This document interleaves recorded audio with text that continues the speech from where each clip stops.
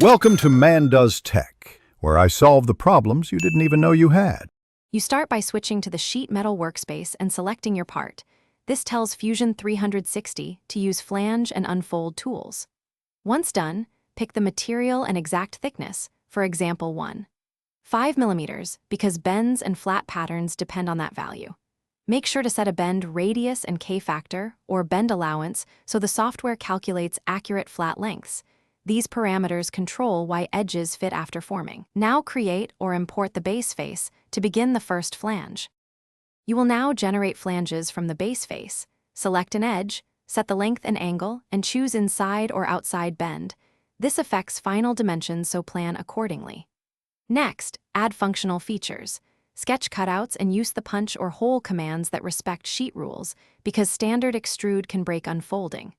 Once multiple flanges meet, inspect corner relief and choose miter or offset to prevent overlaps during bending. Use the measure tool to verify cumulative lengths and clearances. You finish by unfolding the part to create a flat pattern, so you can validate bend sequences and measure true flat lengths. Once unfolded, inspect for self-intersections and tiny gaps.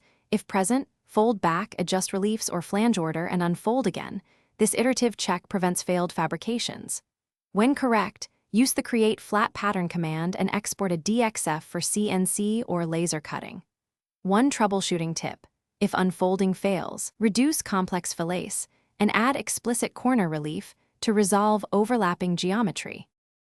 Thanks for watching. If you found this helpful, don't forget to like and subscribe.